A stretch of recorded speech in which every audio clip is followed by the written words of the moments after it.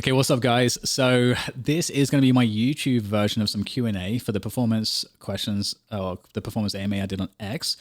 Now, I did a 1 hour response video that's up on X. Anyone obviously can access that. And then I did all the rest of the answers in a 2 hour plus video that's now on Patreon for members on the Patreon. And there's also other performance content going up on Patreon, which is inclusive of the research that I'm doing that will be supporting my masterclass video. And that's also available to Patreon people. So you can check that out if you're like obsessed with performance stuff. You really want to get better. There's probably some good stuff in there for you, especially going through the mental game stuff in a lot of detail. It's starting to happen now on Patreon. So definitely check that out if you're interested in that. But for this video, I'm going to try to take 1, 2, 3 questions and try to give really like substantive answers that could be helpful for you guys and how you think about performance and how you think about how you are trying to grow as a player. Because my assumption is if you're watching my content, that's the kind of person that you are. Otherwise, I don't know why you're on my channel, because basically the whole premise. Okay, so let's start with this first question. And this is kind of a doozy, I've realized. We've got 2 particular things I'm going to focus on from our sent. The question reads as follows, for those of you listening only. I find it really hard to focus on my mistakes, and instead I tilt because I feel like I have no control over situations in my games. I know I should pick a goal to focus on to improve my gameplay, but I don't really know what to focus on. So this is like 2 questions. So let's tackle the first one. And there are definitely extra questions I would ask this player if I was coaching them to help really dial into the issue for them specifically. But as I can't do that, I'm going to just take the overall concepts that I think are really important. And I know that apply to everybody anyway. Okay, so let's dig into this. So the first thing that really strikes is that we're seeing that tilt, or a state of tilt, which is essentially a mental game leak has been triggered. And to the extent, usually I would say that what tilt is what really happens when you ramp that mental game trigger. You ramp it ramps up enough without being taken care of to the point that there's a physiological reaction. So now my mental is kind of wrecked.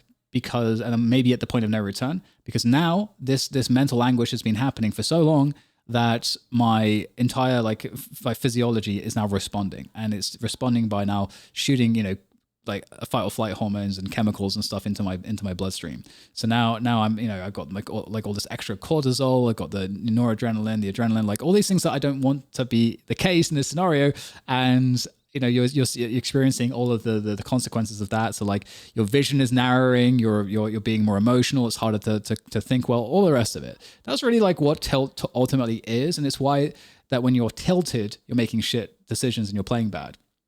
Because at that point you are truly affected. So we want to never get to that point. That will be a separate answer when we go and dial into how do you deal with tilt, how do you maybe even diagnose it, and what are the steps to solve that. Because that is another common one and a really big one I want to address. But the bigger one here that I want to address for this question in particular is the what's inducing the tilt, which is a mindset that we need to adjust, and that this goes for all of you. So the issue here is the illusion of control. So we need to not have the illusion of control. The illusion of control is you thinking that you can control things that you cannot control. It's this, which is oxymoronic. You can't control the things that are uncontrollable. If you try to, you're going to create cognitive dissonance. Your brain's trying to do something that's impossible. You're expending mental energy on something that's impossible. And so what's going to happen as a result is you're going to get mental anguish that will build up. And you're going to get, and there's no way to solve it. There's no way to solve it because that situation is an impossible situation to deal with. So we have to adjust our mindset. We have to instead, what we have to instead do, this is like one of the first things we have to do, is we have to differentiate between what we can control and what we can't control. And unfortunately, I managed to work this out many years ago in of myself. And it was actually partly due to trying to play poker professionally for a stint. And I learned a lot from that experience that applied to esports and really impacted me. And the reason why we need to do this is because there is actually nothing good that can come from this. And we have to recognize that an enormous degree of things that happen in the game are not in our control, and there's so much in the way of variance. It could be your teammates, could be the opponents, could be like 10 milliseconds of timing That's because like, even if you've got a really good read on a situation, 10 milliseconds being 10 milliseconds wrong in esports can be the difference between a death or a success. And the same thing with your mechanics. Your mechanics can have a degree of variation, even with the most elite players in the world, that whereby, you know, you're going to miss a shot versus hit a shot, which is, you know, in a certain point in the game is absolutely pivotal. There's so many, or it could be the case that the player does the 1% thing that you never expected or you've never seen before, or is a terrible decision, or like whatever it is, and manages to overperform in that position. There's like so many things that we can't control. So generally speaking, this is the reason why we don't want to be outcome oriented in how we decide to choose what's good or bad, or what we should value or not value. So for example, just because I killed someone and won the round doesn't necessarily mean that because I won the round and because I killed someone, that those things were good. What actually means if that thing is good or not is if I stack the advantages in my favor and would take that decision 10 out of 10 times, and consistently that decision without respect to, you know, some of that mechanical deviation is still going to be a good play. So the poker analogy would be, for those of you that play poker, you're sitting on the dealer button and in a tournament, and you know you've got aces, everyone's folded before you. You want to collect the ante and the blinds, and so you shove pre-flop with your aces. You should do that like every time. Like you know, there's so many reasons. I'm getting into all the poker stuff. There's obviously maybe some like edge cases like in tournament poker where maybe you wouldn't, but generally speaking, like, you know, you'd probably shove over all the time, or at least like raise significantly. And what we see is someone who calls you with 2-7 off on the big button, and suddenly they just like defeat you by like hitting their outs as you get to the river. Should you make that decision again? Absolutely, you should. Even though, yeah, that's one instance of losing. But when we look at poker, generally speaking, we are applying a strategy across like a significantly large amount of hands. Maybe even if you're playing online poker, you multi-tabling, you're applying a strategy that's consistent over like hundreds of thousands of hands. That's an enormous sample size. So imagine in that world putting a value on one bad outcome, on one low percentage bad outcome. The whole point is that it evens out your strategy, or your essentially exertion of your skill over other players, and essentially exerting the strength of that strategy over other players, and you know that it's plus ROI. That will even out over time. In the most profitable way possible. That's why you selected the strategy. And the same thing is true with esports, is that we need to understand what is a good decision and what would we do 10 out of 10 times, as opposed to thinking about it as like, okay, I wouldn't do that again because I just died, and so therefore it's bad. That's not the metric by which we make decisions. We want to make decisions and have a sense for the quality of the decisions based on all of the inputs, and whether or not it puts us in advantage or disadvantage, and how many advantages we can stack up in our favor. Do we have like the angle advantage? Do we have the high ground advantage? Do we have the surprise advantage? Do we have the timing advantage? Do we have the teammate and trading advantage? Do we have there's so many different advantages that you could stack up in your favor. And the question is, is it the case that you would do that thing again? And so that's how we want to think about it. So we need to learn to think about the game in that respect. And we also need to shift our mind to only thinking about rewarding ourselves on the bits that we can control. So if it's the case that you get into a situation where you commit to a decision, okay, that's it. Everything that happens after that, fuck it. It's its own thing. We don't give a shit. Everything that happens after that point, we don't care. We reward ourselves based on what the decision that we committed to. So what we go through is, would I do it again? And now we're applying growth mindset, by the way. We're going to filter everything through growth mindset. So would I do it again? Okay, yes, great. And by the way, you apply this to situations where you win or don't win, because it's about like, because again, we're not caring about the outcomes. So we need to really understand that will we do it again, regardless of the outcome. So would I do it again? Okay, yes, brilliant. That's indicative that we're doing something right, and we'll continue to do it and habituate something that is correct. If we don't know whether we should do it or not, well, that's also good. From a growth mindset point of view, you've now actually recognized that you're not sure where all the value is, or whether all the advantages or disadvantages are in that play. So that means that you need to think more about it so that you can come to a conclusion and answer that question as to whether you should do that thing again or not, or something else entirely. Growth, also thumbs up, also a reward for ourselves. And the third thing is it bad? Should I not do that thing again? Well, I think I probably shouldn't do that thing again. Great. growth, because now you know that you shouldn't do that thing again. You just got better. So now what we're doing is we're reframing mistakes using the growth mindset to understand that everything that we do is an opportunity to learn, and that mistakes, like, we need to redefine this word. We need to think about it and as our friend. It's something that's helping us to get better. So when you make a mistake, we need to try as best as we can to disconnect ourselves from the performance. It's obviously easier said than done. This requires hard work to really, truly have this impact on yourself. But when you're able to do it, you'll have way more stable playing sessions. You'll be able to keep yourself focused on the correct things, because there's going to be less mental noise because you're not focusing on the outcomes. You're going to be really stable. You're there for the decision-making process. And if you want to get better in terms of your mechanics and everything, that will happen by putting time into the game. And if you have, like, certain warm-up routines or technique, training routines for your mechanics, you can throw those in before you start playing, or maybe throw those in after you're done with your playing session. But typically when we're playing the game, we're not focused on hitting the shots as much. We want to be focused on the quality of the decisions. That's where the highest value is when we're playing. So let's try to apply those things, and I think everyone's going to be in a way better position to learn and grow. Another way that I talk about this is reprogramming our reward systems, because if you think about it, by default, what's happening to you in your brain as someone that's playing a video game is that the developers want to make it satisfying to get a kill. They want to make it satisfying for you to win a round or to win a match and get that RR and all of the rest of it, and so on and so forth.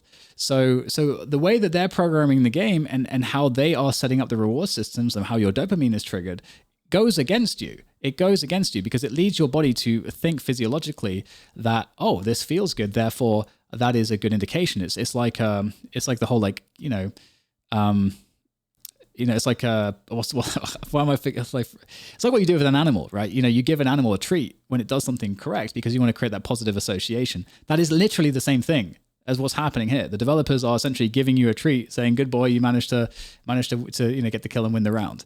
And so to try to encourage you to want to keep pursuing that, essentially, pursuing that behavior that leads to that. But in reality, that is not the correct thing, because if we understand how this all works as I've described it, that's not actually a viable path, or as viable a path to improve as it is to do what I said instead. So I just wanted to add that because I think it's important for us to know and recognize what is happening when we're in these scenarios and where our reward systems actually are.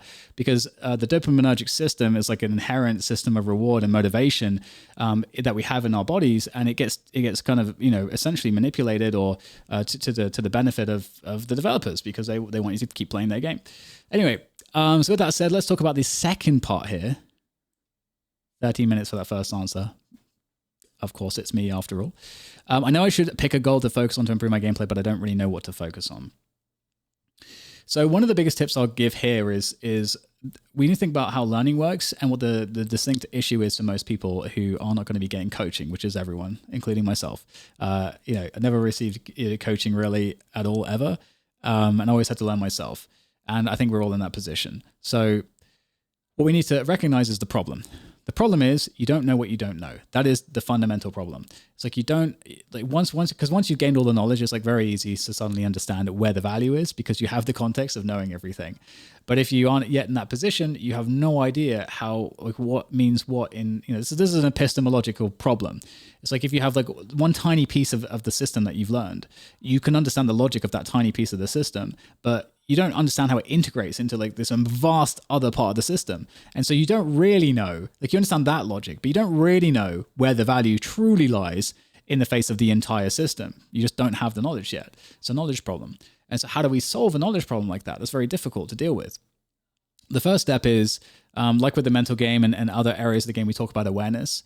Again, this is an awareness thing initially, where we try to be aware as to what is the contrast between ourselves and players that are better. Because the way learning takes place here is that you don't know what you don't know. So you have to just copy people that you've got a hunch that they are better than you. There's lots of indications as to why that might happen. Maybe they get like crazy amounts of kills during the game. You're like, oh, how the fuck did they manage to do that? Or maybe it's the case that you just watch them play and you just feel like there's something to what they're doing that just seems different to you, and you want to kind of figure out what it is, tease out what it is. So you've now started the investigation. You've opened the case. Okay, what is that guy doing? So what you next try to do is you try to categorize or create like, okay, what are the patterns of this, what this person is doing, and what is the context? What is the objective? You start asking these questions, and maybe what you come to is, oh, I really like the way that they play or they anchor the site and they play these positions, and so now you're like looking at how they do that, and you try to copy it. And through the course of copying what they're doing, you start to realize the challenges. And you start to realize the value. The value starts to reveal itself to you. But maybe it's the case that you realize also that, hey, this is only actually good in certain spots. Like I was actually really struggling to make this make sense, but it really makes sense in certain situations. And so you start to figure out, like you start to learn more by gaining the experience of doing the thing. And underneath all of these things are the first principle dynamics that you can apply to everything. So, for example, if you learn how that player plays the positional game around the site to anchor, and you're like, that's really effective, and you start doing it, you're starting to learn about the positional game. In the context of defending a site, yes, but you're starting to learn about the first principle about positioning and how important that is, and where the value might be because of that. Like, I should take these spots, you should use cover in these ways, I should have enough time to go from this position to this position, these are the options that I get from this position, these are the types of angles I get from this position, and you're starting to learn all of these different things. And now you'll be able to look at the game differently after you've integrated that knowledge, and you've gained a tiny piece of knowledge now about positioning that you can apply elsewhere. And this is how learning takes place. And you do this process again and again and again and again and again, and the picture slowly fills out over time. It takes a lot of time, but it slowly fills out over time. Now, something I'll say about this as well, and this is really the other way to learn, is learning through the application of first principles. So positioning is one of the most important first principles that we have. It is present in literally absolutely just everything you can possibly think of.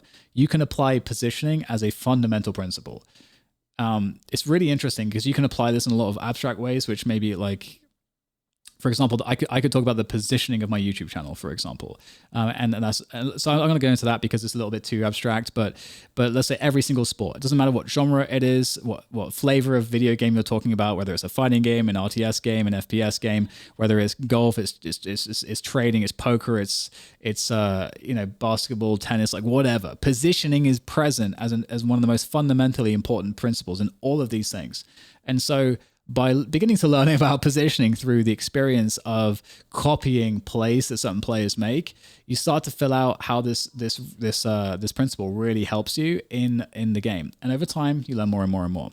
And this is the benefit if you're coming from other games with a lot of knowledge, is you've already got like some of this like first principle stuff you just understand. And this is why like already good players get better a lot faster, is because they already understand what is at the basis of a lot of the fundamentals of a video game, because they've already gotten really good at them in a different game, and all of those things apply in different games. And this was one of my obsessions to trying to get good at lots of different games early on. I was asking the question, what applies game to game, genre to genre?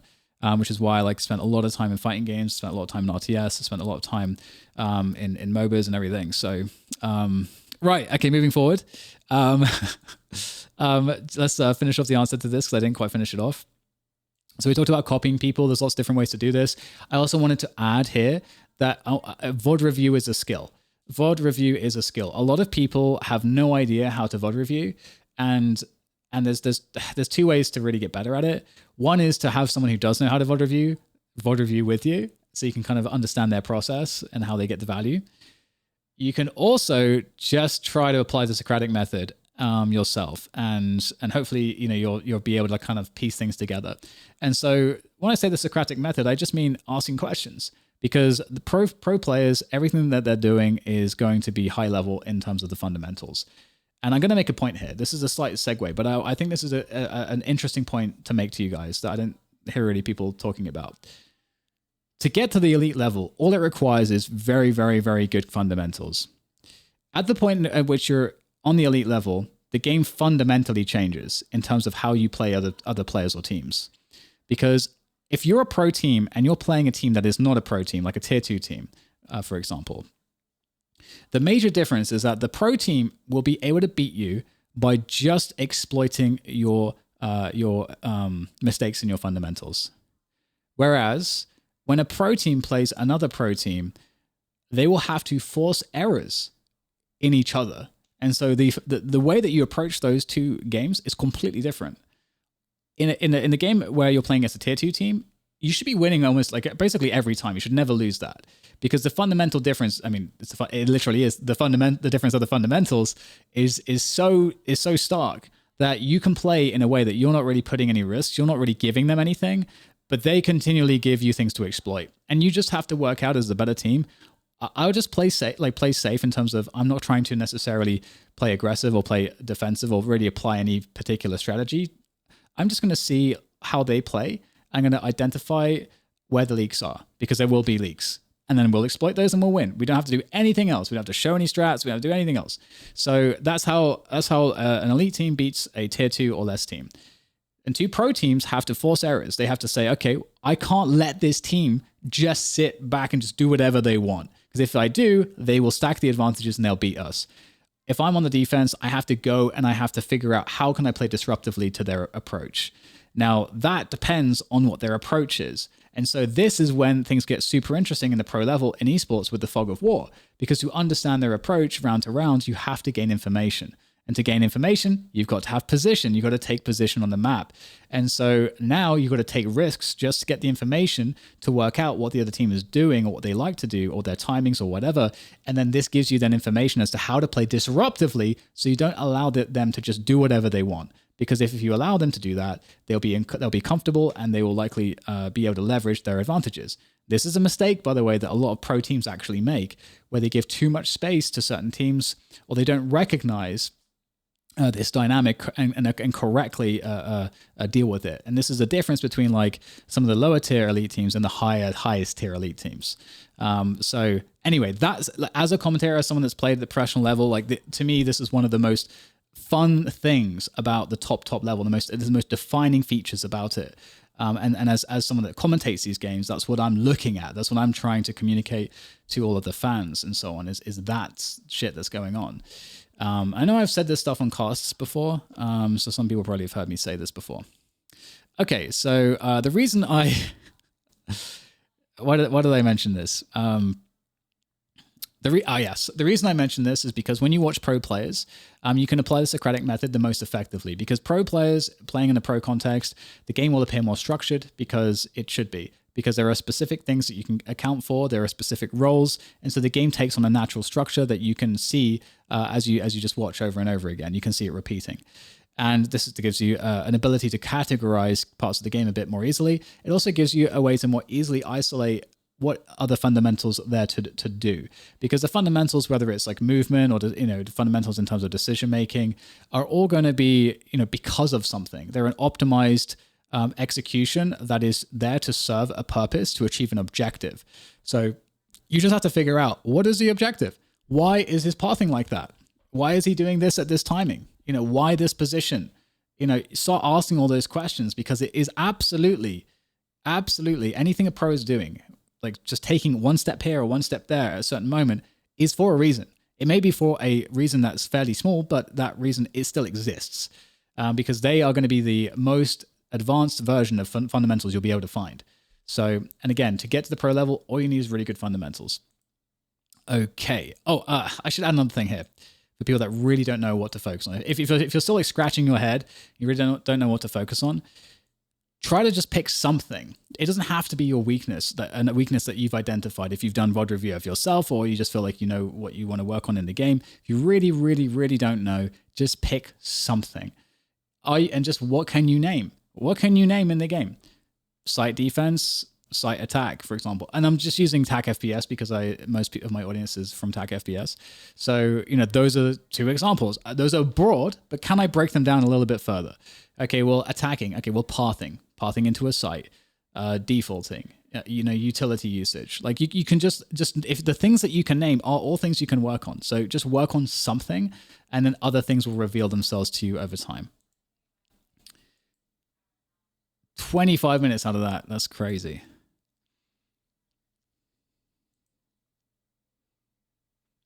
Okay, so I'm going to use this question as an opportunity to talk about tilt, because tilt is an extremely important concept that needs to be corrected.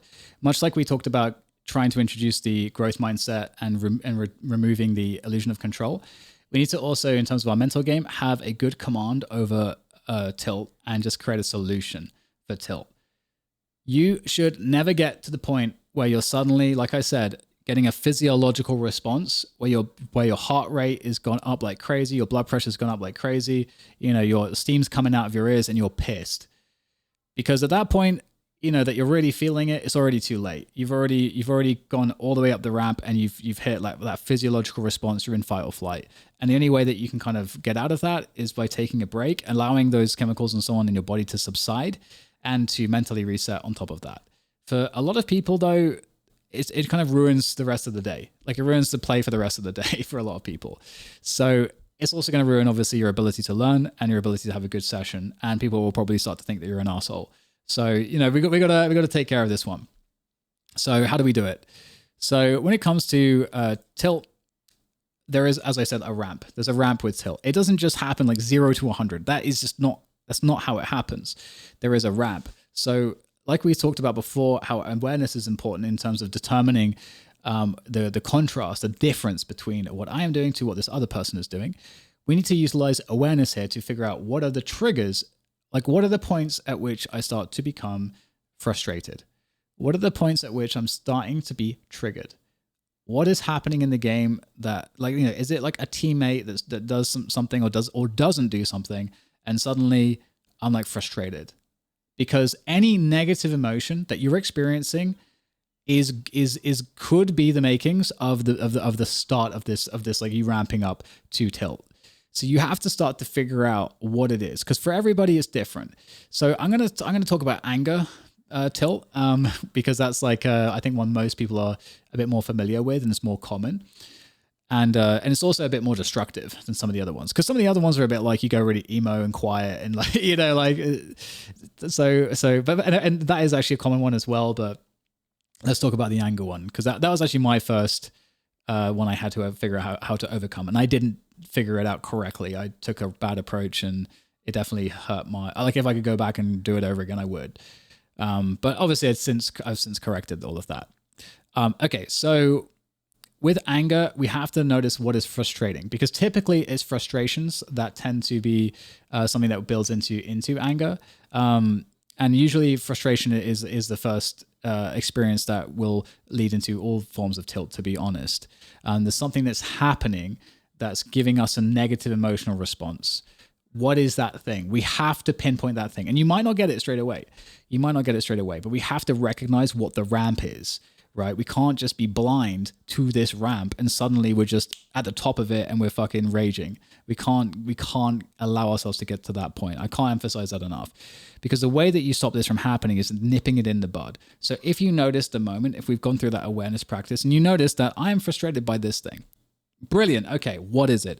Is it an expectation that was not met? Because this is one of the things that can create anger. Like if I make a YouTube video and I'm like, I will if you do this thing, I will solve all of your performance problems. And you click the video and I say something like, eating bananas is really good for something or whatever. And I'm like not really delivering on the promise of that.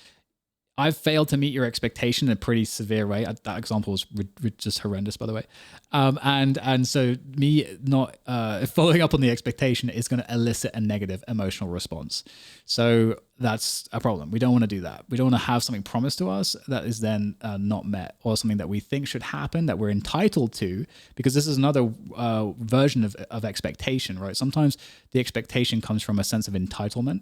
And that sense of entitlement, it might be the thing we have to address, because why do we have that expectation? Why are we having that entitlement in the first place? So you can see this can get kind of complicated depending on what you're dealing with, but we need to recognize what is the trigger. So let's use the example of teammates fucking some stuff up.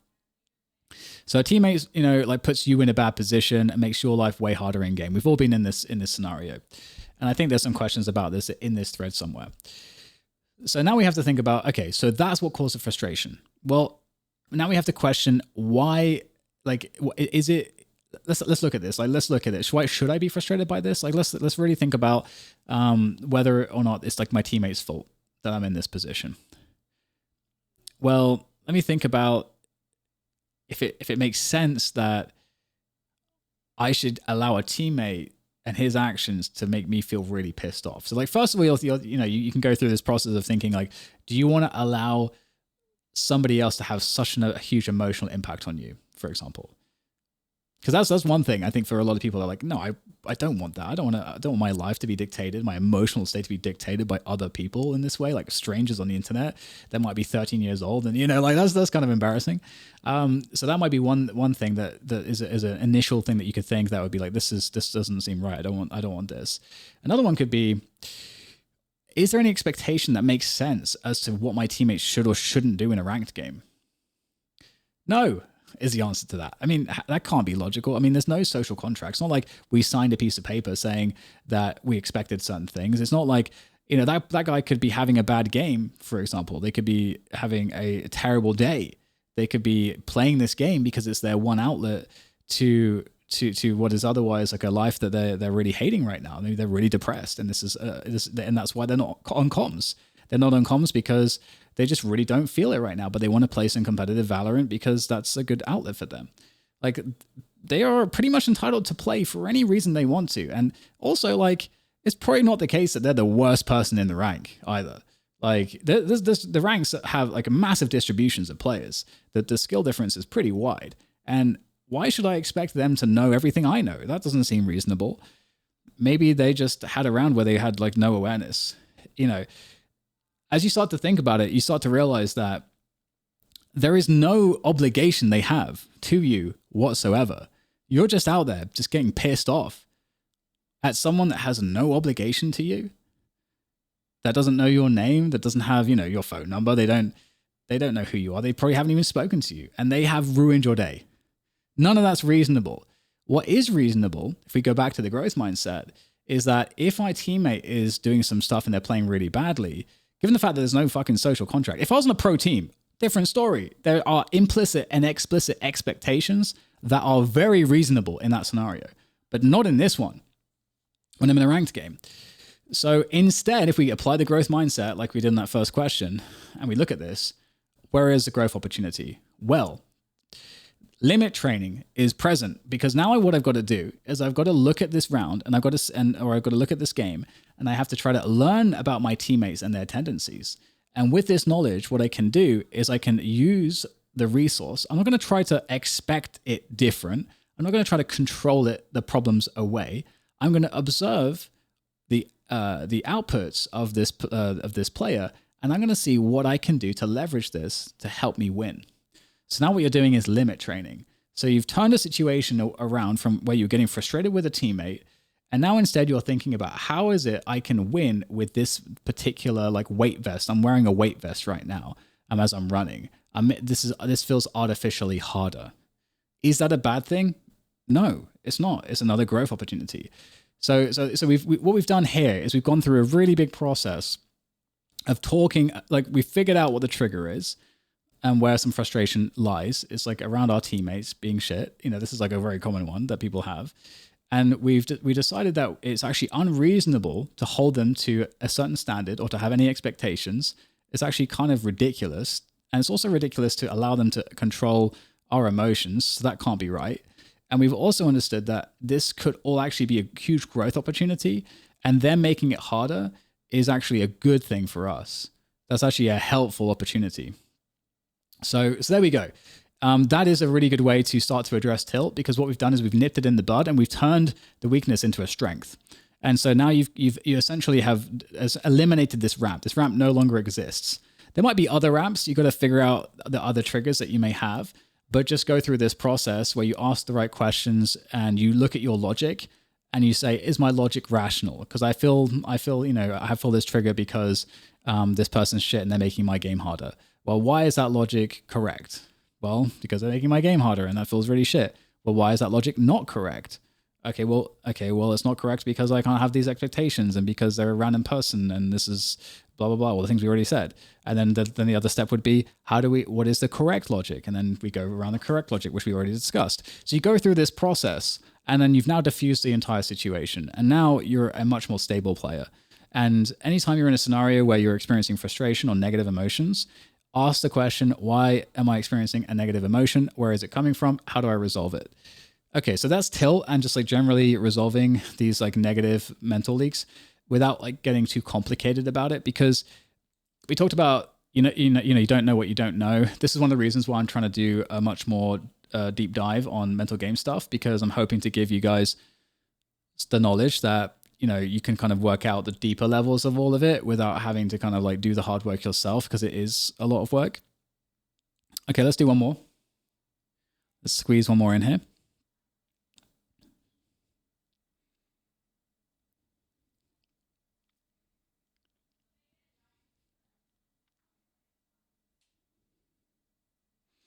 Okay, let's talk about consistency. Spectral Owl is asking about consistency.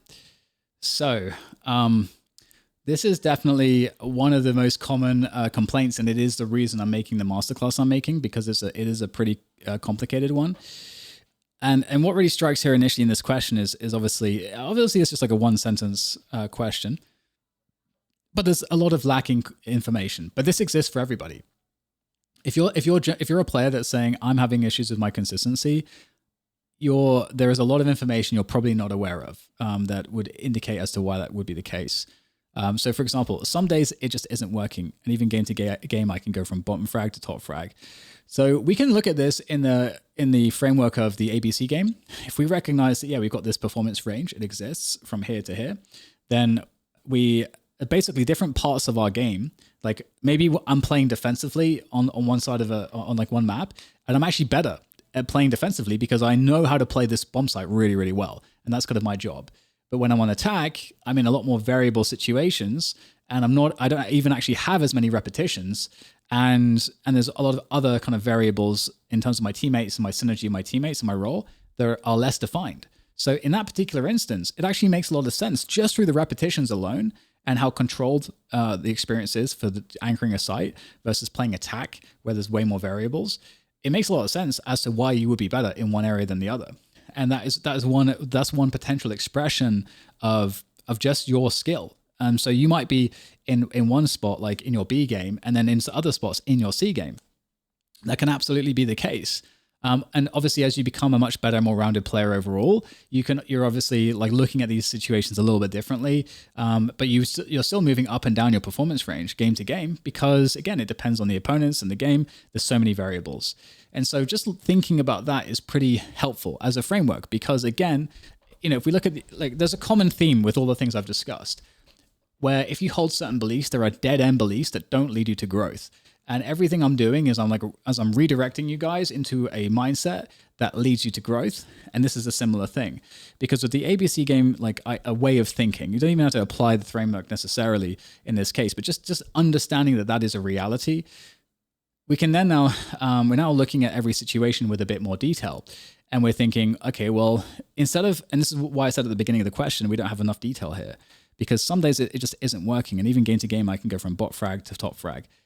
There is a reason for this. If I watched the VODs, I'd probably be able to figure it out. I probably would be able to figure it out, because it's not just because you can't say going game to game that things are just the same. They could be different maps, different teammates, different ways that the other team is using strategies or utility or whatever it is. So many things can be different, and certain things might be highlighting weaknesses that you have versus other things highlighting strengths that you have. And so again, one reason why I think the ABC game framework is really nice is because it helps us to further define where we're strong and where we're weak, so we can more effectively kind of incisively target what we need to do to work on becoming more consistent. Because consistency is going to be those two things, really. It's going to be, consistency is going to be quite a lot of things. But when we're thinking about the in-game decision making or the tactical element alone, as opposed to thinking about all of the other kind of pillars of performance, consistency is going to come down to how good your fundamentals are, and it's going to come down to how well you're able to perform in all of these different variables, varying situations on the map, like I just described. If your fundamentals are really good, that kind of levels you up everywhere, but you do need specific knowledge about specific things. For example, in certain metas, people might play certain spots and have certain timings, where the fundamentals might not solve that for you, but you have to look and see, am I losing value in this particular scenario? Because that's a little bit different then looking at your overall fundamentals, like how well you're playing angles, how well you're taking fights.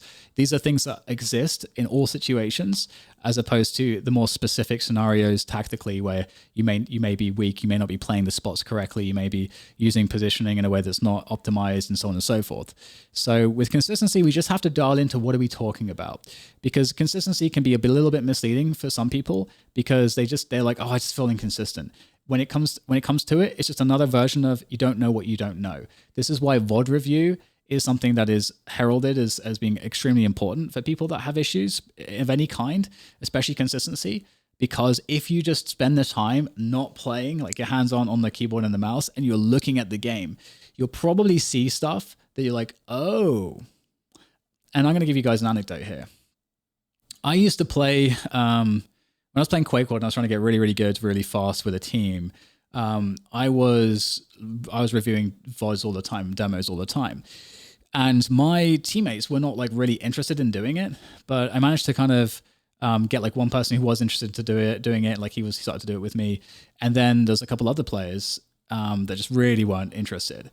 But we managed to like kind of twist their arm and get them to do it like once or twice. And then they started to get really into it.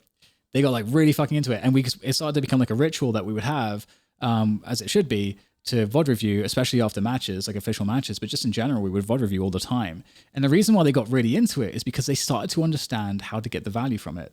Because for a lot of people, when they think about a VOD review, it just doesn't seem fun. You're not playing the game. The only value that's on the table in the VOD review is growth opportunities, by seeing that, oh my God, if I did this thing differently, that would change everything. And that gets you excited. And so if you have that experience with VOD review, now you're wanting to do VOD review because you see what the value is. And so with VOD review, you have to be able to like obviously know what to look for. And that's very difficult. This is how it worked for those guys, why they enjoyed it. It's because they had the benefit of two people that were really good at looking at VODs at the time, to basically point out everything for them. But one of the funny things that we started to make a joke about was that we would play a game, and we would play this game like, okay, right after the game, we would all go, each one of us would say, would answer the question in turn, where do you think we lost the game?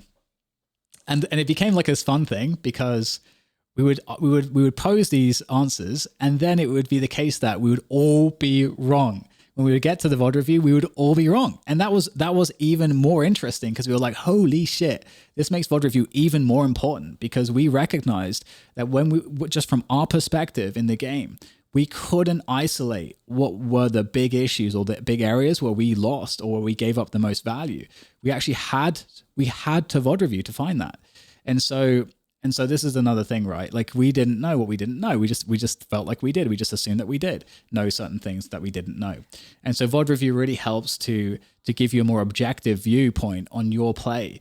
And it gives you a much better sense as to what you can work on, and to help to solve the consistency, because a lot of players just don't realize that they're just doing the same mistakes over and over again. But in a VOD review session, it might become very apparent. So I wanted to just use this question as one opportunity to talk about VOD review, because with the point of consistency, you can go to a lot of different places, because there's other things that are not mentioned here that are massive for consistency. We talked about tilt. We talked about the mental game. The mental game is an enormous one that plays into this. And I like. We're at 43 minutes. I was thinking I can bang out this video in 20, 30 minutes for people for a shorter version. But yeah, so mental game is definitely a big one here as well. But I'm just ignoring that topic for now. And it's also like the physiological aspect, like your sleep, your levels of alertness. This is something that a lot of people don't necessarily like have a great sense of before they go and play.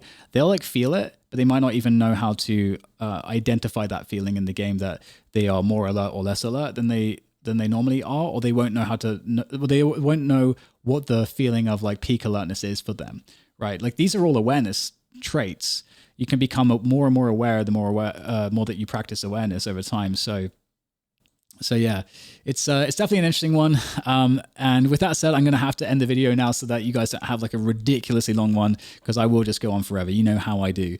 But yeah, let me know what you guys think about this, because this is not like content that is as fancy with the editing, but I do love talking about this stuff with you guys. And obviously I will be dropping this like really big video at some point that is going to be very edited. It's going to have a lot of information, but those take a lot of time to pump out. So let me know what you think about this, because if there's a good response, I would love to do more on YouTube for this. But otherwise, generally this stuff is living on Patreon, and especially the deeper dives are going to be probably living on Patreon in a more raw form, at least. So, all right. Thanks for watching, guys. I appreciate you all, and thanks for supporting the content. I'll see you on the next one. Cheers.